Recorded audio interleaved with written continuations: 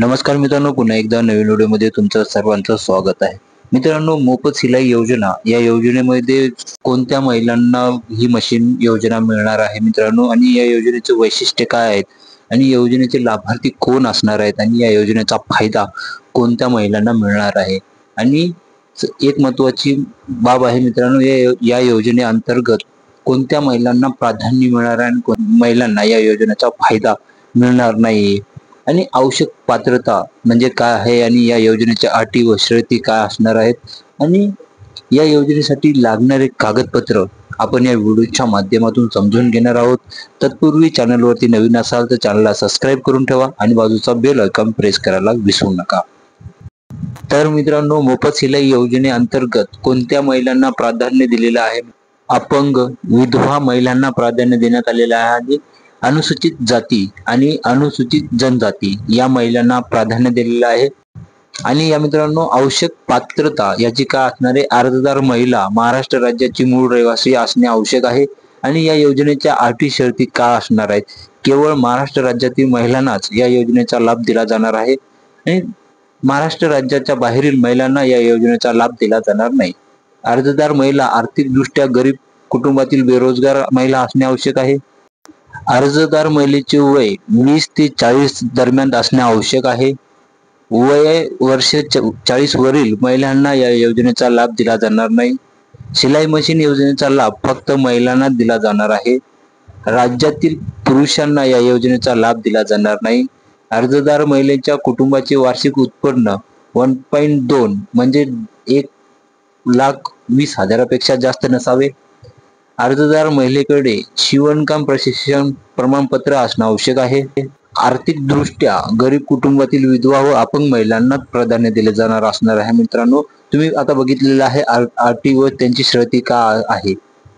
आणि यासाठी लागणारे आवश्यक कागदपत्रे: आधार कार्ड असणं गरजेचं आहे, रेशन कार्ड, रहिवासी पुरवठा म्हणजे रहिवासी प्रमाणपत्र, विजाचे बिल, मोबाईल क्रमांक, ईमेल ID, पासपोर्ट आकाराचे फोटो, बँक खातं लागणार आहे. मित्रांनो, महिला विधवा असल्यास पतीचे मृत्यू प्रमाणपत्र, महिला अपंग असल्यास अपंग प्रमाणपत्र आणि उत्पन्नाचा दाखला लागणार आहे. मित्रांनो, आणि जर तुमचा अर्ज रद्द झाला असेल त्याची कारणे काय असणार आहेत?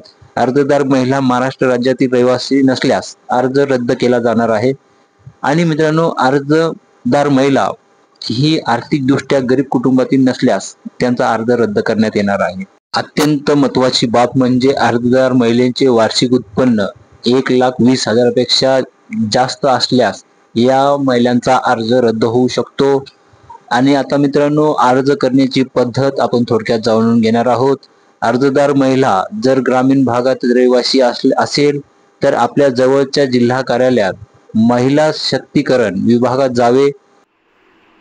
तसेच महिला शहरी भागातील रहिवासी असल्यास आपल्या जवळच्या महानगरपालिका कार्यालयात महिला शक्तीकरण विभागात जाऊन शिलाई मशीन योजनेचा अर्ज घ्यावा, असं त्यांनी सांगितलेलं आहे.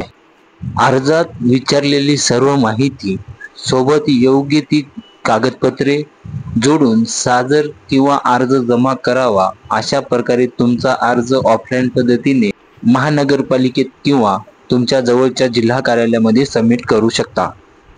मित्रांनो, ऑनलाईन अर्ज करण्यासाठी अजूनही पोर्टल सुरू करण्यात आलेले नाही, त्यामुळे सर्वांना विनंती आहे की तुम्ही तुमचा अर्ज ऑफलाईन पद्धतीनेच करावा.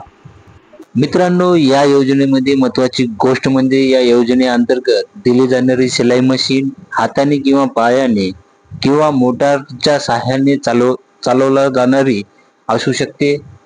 महिलांना शिलाई मशीन चालवण्याचे मोफत प्रशिक्षण दिले जातील. लाभार्थी महिलांना शिलाई मशीन किंवा शिलाई मशीन विकत घेण्यासाठी पैसे दिले जातील. फक्त गरजू महिलांना या योजनेचा लाभ दिला जाणार आहे. तर मित्रांनो, व्हिडिओ कसा वाटला कमेंट करून सांगा. जर व्हिडिओ आवडला तर व्हिडिओला लाईक आणि चॅनलला सबस्क्राईब करायला विसरू नका. धन्यवाद.